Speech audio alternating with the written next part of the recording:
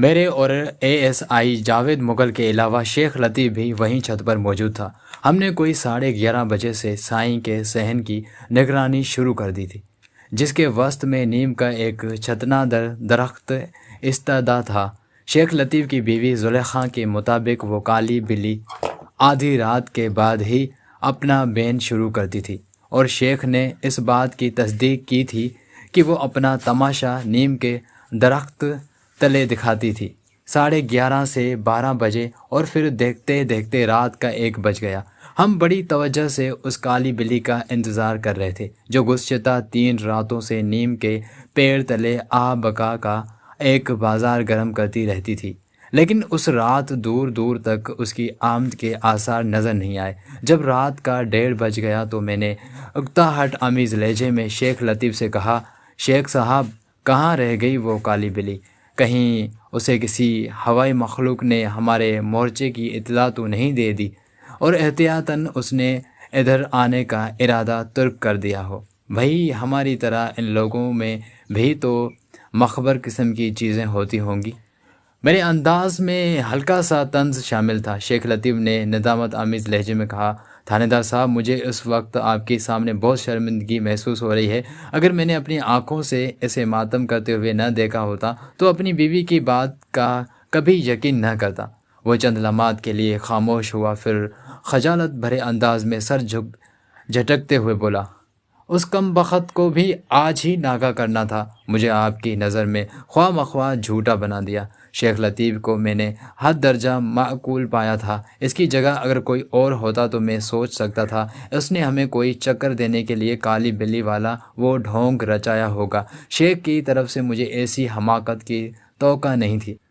آج کی غیر حاضری میں سراسر اسی بلی کا قصور تھا۔ میں نے شیخ لطیف کی طرف دیکھتے ہوئے دل جوئی والے انداز میں کہا، شیخ صاحب، خواہ مخواہ دل چھوٹا نہ کریں۔ ایک چھوٹے سے جانور کا کیا بھروسہ؟ اسے کیا معلوم تھا کہ اس کی غیر حاضری سے آپ کی سب کی ہو جائے گی۔ ایک لمحے کی توقف سے میں نے اضافہ کرتے ہوئے مذاق کے رنگ میں کہا، شیخ صاحب، آپ نے گزشتہ رات اس بیچاری کو بڑے غصے میں ہشکار بھی تو دیا تھا، دم دبا کر کہیں بھاگ گئی ہوگی۔ اس کے لبوں پر خفت آمیز مسکراہٹ ابھری، تاہم وہ خاموش ہی رہا۔ ہم نے اسے خدا حافظ کہا اور اس کے گھر سے نکل آئے۔ وہ تانگے تک ہمیں چھوڑنے آیا اور جب ہم تانگے میں سوار ہو گئے تو اس نے لجاجت بھرے لہجے میں کہا، تھانے دار صاحب، میں ایک مرتبہ پھر آپ سے معافی چاہتا ہوں کہ بس شیخ صاحب، اتنی زیادہ شرمندگی بھی ظاہر نہ کریں۔ میں نے اس کا جملہ مکمل ہونے سے پہلے ہی ٹوک دیا، یہ تو اچھا ہی ہوا وہ سائیں کے صحن کا راستہ بھول گئی، ورنہ خواہ مخواہ آپ کی بیوی کے واہموں میں اضافہ ہو رہا تھا۔ میں ایک لمحے کو متوقف ہوا، پھر رازدارانہ انداز میں کہا، آپ زلیخا سے جا کر یہ کہیں کہ تھانے دار نے ایک مخصوص عمل سے بلی کو بھگا دیا ہے، اب وہ بھول کر بھی ادھر کا رخ نہیں کرے گی، اس طرح اس کا خوف دور ہو جائے گا۔ 2 بجے سے تھوڑا پہلے ہم واپس تھانے پہنچ گئے۔ اگلی صبح میں دیر سے سو کر اٹھا، اس کا ایک سبب یہ بھی تھا کہ گزشتہ رات سوتے سوتے 3 بج گئے تھے۔ میں عموماً عشاء کی نماز کے بعد بستر پر لیٹ جاتا ہوں اور صبح اٹھنے کا عادی ہوں۔ بہرحال لگ بھگ 10 بجے میں ککڑ والی جانے کے لیے تھانے سے روانہ ہونے ہی والا تھا کہ شیخ لطیف ایک مرتبہ پھر ہمارے پاس پہنچ گیا۔ وہ اس وقت خاصاً پرجوش دکھائی دیتا تھا۔ میں نے اس کا سبب پوچھا تو وہ اضطراری لہجے میں بولا، تھانے دار صاحب، کالی بلی کا راز کھل گیا ہے۔ میں نے کچھ نہ سمجھتے ہوئے پوچھ لیا، کیا رات کو وہ ہمارے رخصت ہونے کے بعد سائیں کے صحن میں آئی تھی؟ نہیں جی، وہ جلدی سے بولا، اب تو وہ کہیں بھی آنے جانے کے قابل نہیں رہی۔ اس نے خاصے دل گرفتہ انداز میں بتایا، ہماری گلی کے آخری سرے پر جو کچرے کا ڈھیر ہے نا، وہ ادھر مری پڑی ہے۔ میں صبح اپنی دکان کی طرف جا رہا تھا تو اسے دیکھا۔ اوہ، میں نے متاسفانہ انداز میں کہا، اسی لیے وہ گزشتہ رات سائیں کے صحن میں حاضری نہیں دے سکی۔ بہرحال بلی کم خوف دور۔ میں نے تھوڑا توقف کیا، پھر بات کو مکمل کرتے ہوئے کہا، کالی بلی کی موت سے آپ کی پریشانی تو ختم ہوئی، ان عورتوں کی پریشانیاں کبھی ختم نہیں ہوتی جناب۔ وہ مایوسانہ انداز میں گردن ہلاتے ہوئے بولا۔ اب زلیخا کو ایک اور وہم نے آ گھیرا ہے۔ وہ کہتی ہے اس بلی کو باہر کی شے نے قتل کیا ہے۔ سائیں کا آستانہ بہت بھاری جگہ ہے، ہمیں اپنی رہائش تبدیل کر لینی چاہیے، ورنہ بیٹھے بٹھائے کسی لپیٹے میں آ جائیں گے۔ میں نے اس کا کندھا تھپکا اور تسلی آمیز لہجے میں کہا، آپ فکر نہ کریں شیخ صاحب، ایسا کچھ نہیں ہونے والا۔ مجھے تو کوئی فکر نہیں جناب، وہ گہری سنجیدگی سے بولا، بس میری گھر والی سے جا کر کہہ دو کالی بلی تو اپنے انجام کو پہنچ گئی۔ میں نے اس کی بات پوری ہونے سے پہلے ہی کہہ دیا، اس کا انجام اچھا ہوا یا برا اس کو بھول جاؤ، لیکن میں اس باگڑ بلے کا انجام بہت بھیانک کرنے والا ہوں، اس کے بعد آپ کے پڑوس سے ہر قسم کا سایہ جاتا رہے گا۔ میں نے ابھی تک شیخ لطیف کو یہ نہیں بتایا تھا کہ ہم سائیں کا سراغ لگا چکے ہیں اور میں موضوع ککر والی جانے کے لیے تیار بیٹھا ہوں۔ اس نے چونک کر حیرت بھری نظروں سے مجھے دیکھا اور بولا، باگڑ بلا؟ میں سائیں کی بات کر رہا ہوں، میں نے وضاحت کرتے ہوئے کہا۔ آپ نے تو بنفس نفیس اسے کئی بار دیکھا ہوگا، میں نے تو اس کی صرف تصویر ہی دیکھی ہے، وہ کسی جنگلی بلے کی مانند ہی تو دکھائی دیتا ہے۔ کیا آپ نے اس سائیں کا پتہ لگا لیا؟ پتہ بھی اور ٹھکانہ بھی، میں نے ایک لفظ پر زور دیتے ہوئے کہا۔ میں اسے لینے ہی جا رہا ہوں، شام سے پہلے وہ آپ کو اس تھانے کی حوالات میں ملے گا۔ اس نے ہمدردی بھرے لہجے میں استفسار کیا، کیا بشریٰ کا بھی سراغ مل گیا؟ اس کے بارے میں فی الحال کوئی اطلاع نہیں ہے، میں نے ٹھہرے ہوئے لہجے میں کہا۔ سائیں ایک مرتبہ قابو آ جائے پھر بشریٰ کی تفصیل معلوم ہو جائے گی۔ شیخ لطیف کو رخصت کرنے کے بعد میں موضوع ککر والی روانہ ہو گیا۔ میں نے صرف ایک کانسٹیبل صفدر علی کو اپنے ساتھ رکھا تھا، 2 کانسٹیبلز پہلے سے وہاں موجود تھے۔ سائیں کو قابو کرنے کے لیے اتنے نفری بہت تھی۔ میں سیدھا متعلقہ تھانے پہنچا اور تھانہ انچارج سے ملا۔ ملک مبین نے بڑی گرم جوشی سے میرا استقبال کیا۔ رسمی الیگ سلیگ کے بعد میں موضوع کی طرف آ گیا اور پوچھا، میرے مطلوبہ افراد کے بارے میں کیا خبریں ہیں ملک صاحب؟ میں نے نہایت ہی رازدارانہ انداز میں تحقیق کی ہے اور صرف ایک شخص کا سراغ لگانے میں کامیاب ہو گیا ہوں۔ ملک مبین نے گہری سنجیدگی سے کہا، آپ کے مطلوبہ سائیں کو چودھری نور عالم نے اپنی حویلی میں پناہ دے رکھی ہے، لیکن آپ نے بشریٰ نامی جس عورت کا ذکر کیا ہے وہ حویلی کے اندر موجود نہیں، بلکہ میری تفتیش کے مطابق سائیں اکیلا ہی ککر والی پہنچا ہے۔ اوہ، میں نے ایک طویل سانس خارج کی۔ بشریٰ کے بارے میں اب سائیں ہی سے پوچھنا پڑے گا۔ ایک لمحے کو رک کر میں نے اضافہ کرتے ہوئے کہا، چودھری نور عالم کو تو کسی قسم کا کوئی شک نہیں ہوا نا؟ سوال ہی پیدا نہیں ہوتا ملک صاحب، ملک مبین نے اپنی مونچھوں کو تاؤ دیتے ہوئے کہا۔ میں نے اس سلسلے میں بہت احتیاط برتی ہے، کیونکہ یہ صرف آپ ہی کا نہیں بلکہ میرا بھی مشن ہے۔ وہ چند لمحات کے لیے سانس لینے کو رکا، پھر بات جاری رکھتے ہوئے بولا، یہ چودھری نور عالم بھی بندہ ٹھیک نہیں، گاہے بگاہے اس کی شکایت مجھ تک پہنچتی رہتی ہے، لیکن اس پر ہاتھ ڈالنے کا مجھے موقع نہیں ملا۔ اتفاق سے یہ موقع اب ہاتھ لگا ہے۔ آپ سائیں کے معاملے سے نپٹنا میں ایک مجرم کو پناہ دینے کے جرم میں چودھری کو دھر لوں گا۔ آئیڈیا اچھا ہے، میں نے سراہنے والے انداز میں کہا۔ اس نیک کام میں ایک لمحے کی تاخیر بھی مناسب نہیں ہوگی۔ آئندہ 10 منٹ کے اندر ہم تینوں تھانے سے نکل کر چودھری کے حویلی کی سمت روانہ ہو گئے۔ 3 کانسٹیبلز میرے عملے کے تھے، 3 ملک مبین نے اپنے تھانے کی نفری میں سے لے لیے۔ ککر والی پہنچتے ہی ہم نے ان 6 کانسٹیبلز کو چودھری کی حویلی کے چاروں طرف پھیلا دیا۔ وہ سب سادہ لباس میں تھے، لہٰذا کسی کو ان کی سرگرمی پر شک نہیں گزر سکتا تھا۔ انہوں نے اس طرح حویلی کو اپنے نرغے میں لے لیا کہ حویلی کے کسی بھی حصے سے اندر باہر جانے والا ان کی نظروں سے پوشیدہ نہیں رہ سکتا تھا۔ انہیں ہدایت کر دی گئی کہ کسی بھی شخص کو قابو کرنے کے لیے وہ کوئی بھی انتہائی قدم اٹھا سکتے ہیں۔ میں ملک مبین کے ساتھ حویلی کے اندر چلا گیا۔ چودھری نور عالم نے بڑی بے دلی سے ہمارا استقبال کیا۔ وہ مبین کا صورت آشنا تھا، لہٰذا اس نے مجھ پر ایک اچٹتی سی نظر ڈالی اور ملک مبین کی جانب متوجہ ہوتے ہوئے بولا، ملک صاحب خیریت تو ہے؟ آپ کو مجھ جیسے ناچیز سے کیا کام پڑ گیا؟ چودھری کے انداز میں گہرا طنز بھرا ہوا تھا۔ اس سے مجھے یہ سمجھنے میں ذرا بھی وقت نہیں ہوئی کہ وہ اپنے علاقے کے تھانے انچارج سے خوش نہیں تھا اور یہ صورتحال یک طرفہ نہیں تھی۔ نور عالم مجھے ایک مغرور اور عجز قسم کا چودھری محسوس ہوا۔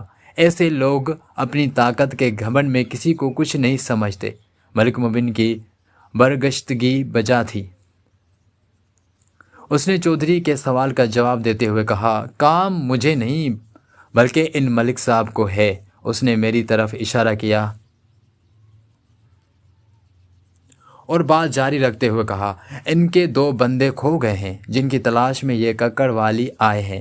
میں تو خواہ مخواہ اپنی تھانے داری چمکانے ان کے ساتھ چلا آیا ہوں۔ دو ملک صاحب، کیا یہ آپ کے رشتہ دار ہیں؟ چودھری نے طنزیہ لہجے میں ملک مبین سے سوال کیا تھا، لہٰذا جواب بھی اسی نے دیا اور بڑا مدلل جواب دیا۔ اس نے کہا، پیشے کے لحاظ سے یہ میرے بیٹی بھائی ہیں، میری طرح یہ بھی ادھر اپنے تھانے کے انچارج ہیں۔ چودھری نے چونک کر مجھے دیکھا اور سیدھا ہو کر بیٹھتے ہوئے بولا، آپ کو جن 2 بندوں کی تلاش ہے ان سے میرا کیا تعلق واسطہ؟ آپ میرے پاس کیوں آئے ہیں؟ اس کے بدلے ہوئے تیوروں نے مجھے بتا دیا کوئی گڑبڑ ہے۔ چودھری کے ہاتھ صاف نہیں ہیں، وہ سائیں اور بشرا کے معاملے میں پوری طرح ملوث ہے۔ میں نے اس کی آنکھوں میں گھورتے ہوئے کہا، چودھری صاحب، آپ کا میرے مطلوبہ بندوں سے بڑا گہرا تعلق واسطہ ہے۔ آپ نے انہیں اپنی حویلی میں پناہ دے رکھی ہے۔ میرا اشارہ سائیں اور بشرا کی طرف ہے۔ سائیں، بشرا؟ اس نے اپنے تئیں لا علمی کی اداکاری کرنے کی پوری کوشش کی، لیکن اس کوشش میں کوئی دم نہیں تھا۔ وہ منہ بگاڑ کر بولا، یہ کس کھیت کی مولیاں ہیں؟ اس وقت تو یہ مولیاں آپ کی کھیت میں بہار دکھا رہی ہیں۔ میں نے بستور اس کی آنکھوں میں تکتے ہوئے کہا، اور میں انہیں اکھاڑنے کے لیے یہاں پہنچا ہوں۔ آپ مجھ پر الزام لگا رہے ہیں۔ وہ بھپر گیا، کیا آپ یہ کہہ رہے ہیں کہ میں نے 2 مجرموں کو اپنی حویلی میں پناہ دے رکھی ہے؟ برہمی اور غصے کی شدت نے چودھری کی زبان کو ہمارے حق میں پھیر دیا تھا۔ میں نے سنسناتے ہوئے لہجے میں کہا، یہ الزام نہیں بلکہ حقیقت ہے نور عالم، اور تم نے 2 مجرموں کا ذکر کر کے یہ تسلیم کر لیا ہے کہ تم سائیں اور بشرا سے واقفیت رکھتے ہو، کیونکہ میں نے تو ابھی تک انہیں مجرم نہیں کہا، میں نے تو صرف 2 بندوں کا حوالہ دیا تھا۔ اس کے چہرے پر ایک رنگ سا آ کر گزر گیا۔ تاثرات سے مجھے اندازہ ہوا وہ اپنی غلطی پر خاصاً بوکھلا گیا تھا۔ معاملات کو سنبھالنے کی کوشش کرتے ہوئے اس نے قدرے نرمی سے پوچھا، اس کا مخاطب میں تھا، آخر سائیں اور بشرا کا معاملہ کیا ہے؟ معاملہ بہت سادہ ہے اور آپ اس معاملے میں انجان بننے کی کوشش نہ کریں۔ میں نے بھی نرمی کا جواب نرمی ہی سے دیا۔ 3 دن پہلے میرے تھانے کا ایک ASI جاوید مغل بھی آپ کے پاس آیا تھا، لیکن آپ نے بڑی خوبصورتی سے اسے ٹال دیا۔ میں نے ایک لمحے کا توقف کیا اور کہا، چودھری نور عالم، میں ٹلنے والا نہیں ہوں۔ میرے مطلوبہ بندے آپ کی حویلی ہی سے برآمد ہوں گے اور آپ کی آنکھوں کے سامنے برآمد ہوں گے۔ نور عالم نے پرتشویش نظر سے باری باری ہم دونوں کو دیکھا، پھر مجھ پر نگاہ ٹکا کر بولا، ہاں مجھے یاد آ رہا ہے، کوئی ASI پاشتا ادھر آیا تو تھا، لیکن میں نے اس سلسلے میں اپنی لا علمی ظاہر کی تھی اور آپ لوگوں سے بھی معذرت ہی چاہوں گا۔ نور عالم کی ڈھٹائی کے پیش نظر میں نے ملک مبین کی طرف دیکھا۔ اس نے مجھے یقین دلایا تھا کہ سائیں کو چودھری نے پناہ دے رکھی ہے۔ ملک مبین نے چودھری سے کہا، ٹھیک ہے، اگر آپ کا سائیں اور بشرا سے کوئی تعلق نہیں تو پھر پریشان کیوں ہو رہے ہیں؟ ہم آپ کی حویلی کی تلاشی لیں گے اور اپنا اطمینان کر کے واپس چلے جائیں گے۔ آپ میری حویلی کی تلاشی لیں گے؟ وہ بے یقینی سے بولا، اس میں حرج ہی کیا ہے؟ میں نے اس کی آنکھوں میں دیکھتے ہوئے کہا، آپ کے ہاتھ صاف ہیں، پرتلاشی پر کیا معترض ہیں؟ آپ کے انداز سے تو یہ ظاہر ہوتا ہے۔ نہیں، ایسی کوئی بات نہیں۔ وہ میری بات پوری ہونے سے پہلے ہی بول اٹھا، آپ لوگ ذرا بیٹھک ہی میں ٹھہریں، میں ابھی آتا ہوں۔ اس کے ساتھ ہی وہ اٹھ کر کھڑا ہو گیا۔ ہم دونوں نے معنی خیز نظروں سے ایک دوسرے کو دیکھا اور ہم بھی اٹھ کر کھڑے ہو گئے۔ میں نے تہکمانہ انداز میں کہا، چودھری نور عالم، تمہیں کہیں آنے جانے کی ضرورت نہیں، ہم ہیں نا؟ وہ پلٹا اور منافقت بھرے انداز میں بولا، او بادشاہ ہو، آپ تو خواہ مخواہ پریشان ہو رہے ہیں، میں تو بیویوں کو ذرا پردے کا کہنے جا رہا ہوں۔ بات ختم کرتے ہی وہ بیٹھک سے نکل کر حویلی کے اندرونی حصے کی جانب بڑھ گیا۔ میں نے تشویش بھرے لہجے میں کہا، بیویوں کے پردے کی بات تو ایک بہانہ ہے، چودھری ادھر کوئی گڑبڑ کرنے گیا ہے، وہ سائیں کو کہیں ادھر ادھر نہ کر دے، باہر ہمارے سادہ پوش موجود ہیں۔ ملک مبین نے کہا، اگر سائیں نے فرار ہونے کی کوشش کی تو وہ لوگ اسے پکڑ لیں گے۔ میں نے عملے پر آمدہ لہجے میں کہا، وہ 6 افراد تو حویلی کے باہر ہیں نا، ہمیں اندر سے کوشش کرنا ہوگی، یہ ضروری نہیں چودھری سائیں کو کسی چور راستے سے باہر ہی نکالے، وہ حویلی ہی کے اندر بھی ایسی کسی جگہ چھپا سکتا ہے جہاں تک ہماری نظر کی رسائی نہ ہو۔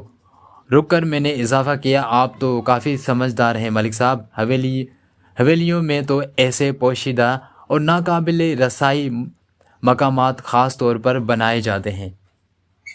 اس نے پرمعنی انداز میں سر ہلایا اور بولا، چودھری کی واپسی کا انتظار کرنا وقت ضائع کرنے بلکہ موقع گنوانے کے مترادف ہوگا، ہمیں فوراً ایکشن میں آنا ہوگا۔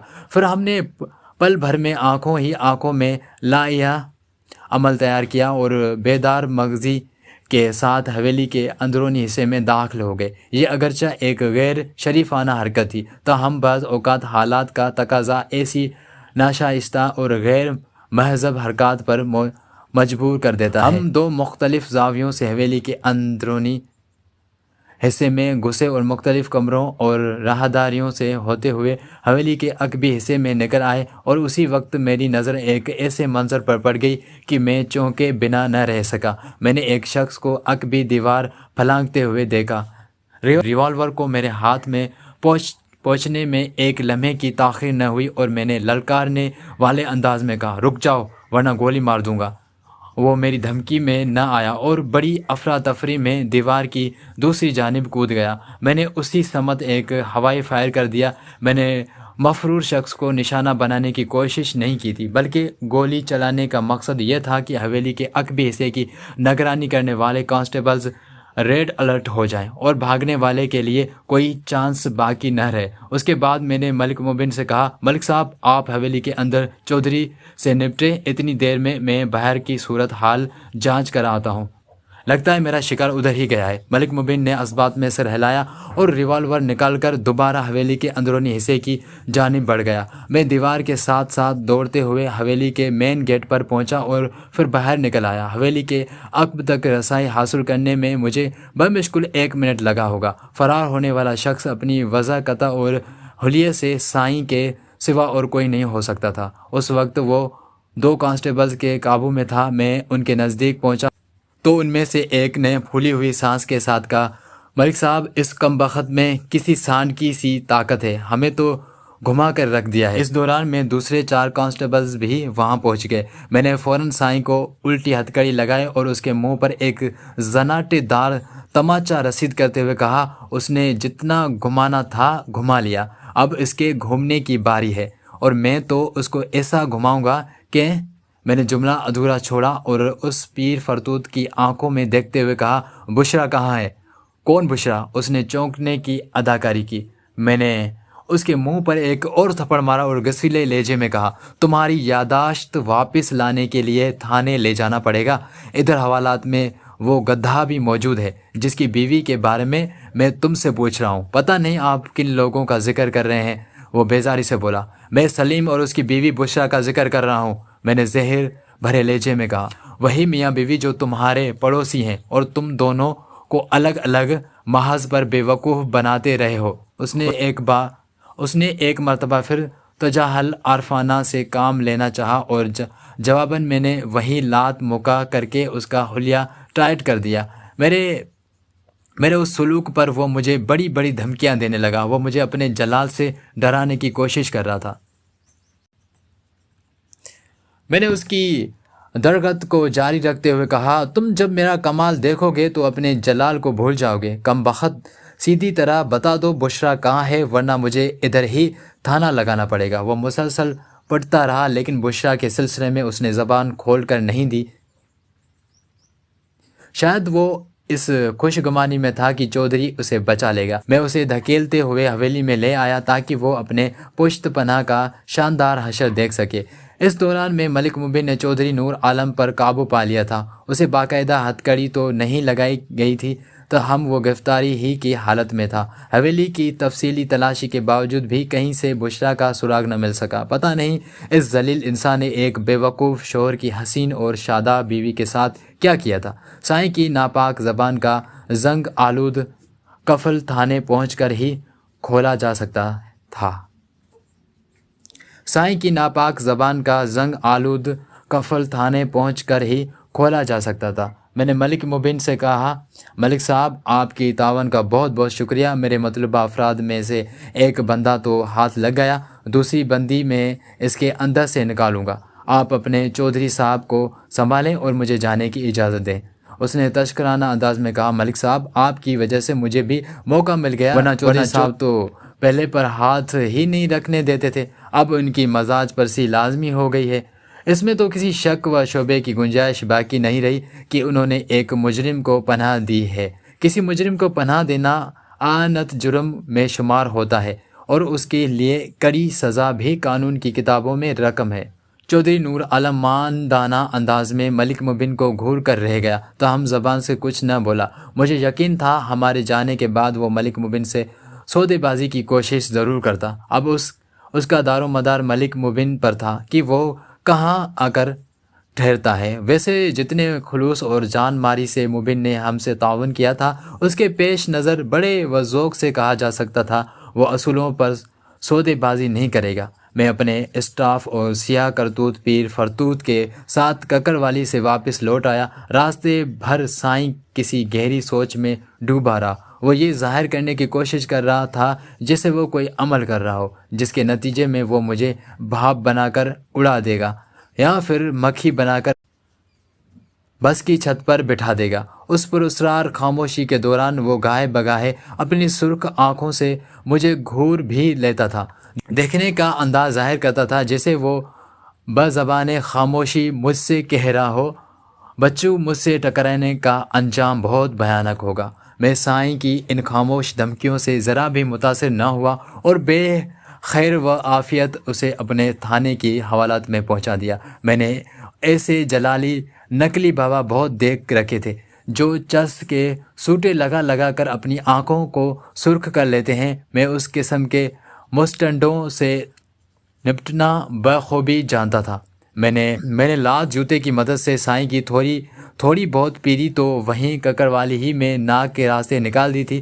رہی صحیح کی کثر تفتیش کے دوران نکل جاتی اور کچھ نہیں کہا جا سکتا تھا کہ وہ صرف ناک ہی کے راستے نکلے گی۔ حوالدار فیض محمد بہت خوش تھا۔ وہ ہٹے کٹے سائیں کو دیکھ کر مچل گیا، ملک صاحب اسے ایک رات کے لیے میرے حوالے کر دیں، پھر دیکھیں میں کس طرح اس کی زبان سے بشریٰ کے بارے میں اگلواتا ہوں۔ ماشاءاللہ اس قسم کے عزائم سے تو تم خاصے جوان لگ رہے ہو، میں نے تیکھے انداز میں کہا، ورنہ جب ہڈ حرامی کا موڈ ہو تو تم بوڑھے بابے بن جاتے ہو۔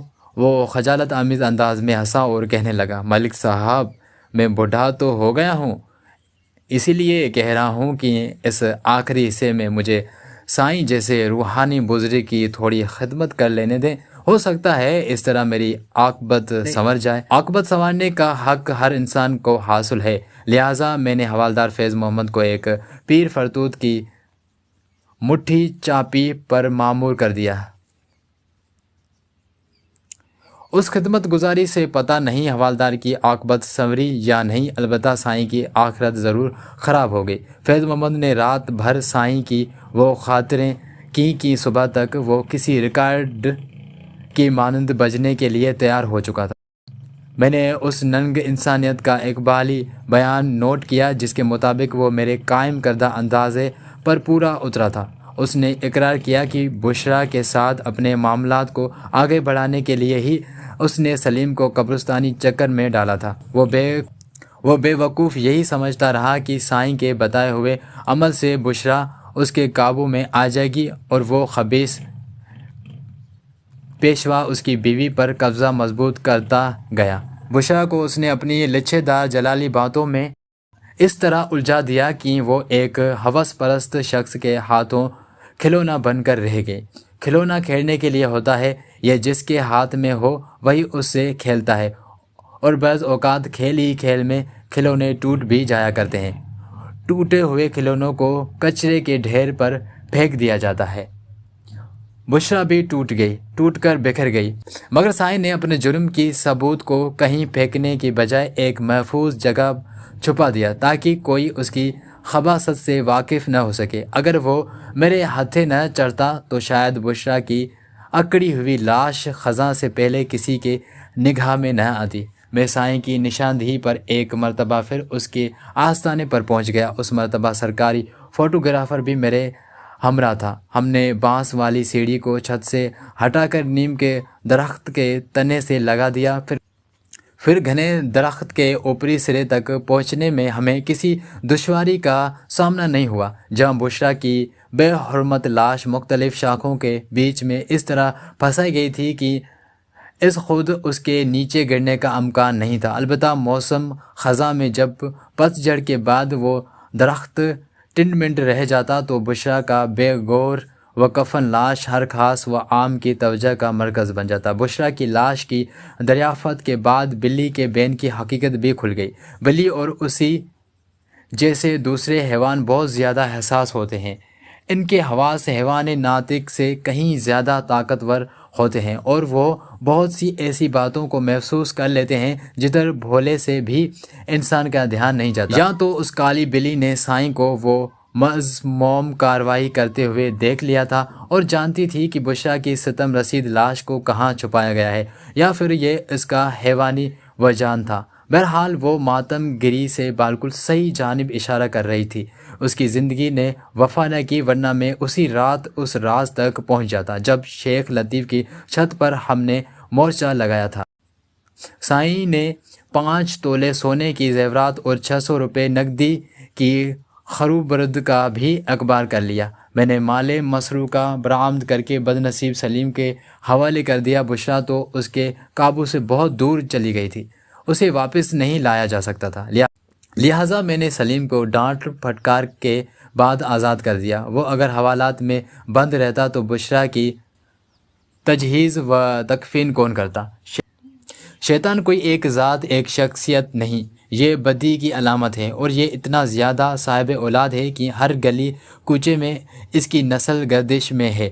یہ ابن شیطان بعض اوقات سائیں جیسے جیلی پیر کا روپ دھار لیتا ہے اور سادہ لوح احمق افراد کو اپنے چنگل میں پھانس کر شیطانیت کا بازار گرم کرتا ہے۔ کاش ہمارے قانون کی کتابوں میں سائیں جیسے معاشرتی ناصروں کے لیے بھی کوئی ایکٹ درج ہو جائے تاکہ ان کی مجرمانہ سرگرمیوں سے پہلے ہی ان کی سرکوبی ممکن ہو سکے۔ کاش اے کاش۔ تو ڈیئر فرینڈس، یہ تھی آج کی ہماری ملک صفدر حیات صاحب کی ایک تفتیشی کہانی، ایک عجیب کیس جس کا نام تھا ابن شیطان۔ امید ہے آپ کو بہت زیادہ پسند آیا ہوگا۔ اگر آپ کو پسند آیا ہو تو اس طرح کی مزید کرائم اسٹوریز، ہارر اسٹوریز اور بہت ساری اسٹوریز کے لیے ہمارا یوٹیوب چینل اردو انوکھی کہانیاں کو سبسکرائب کر دیں اور بیل آئیکن کو پریس کرنا مت بھولیے گا۔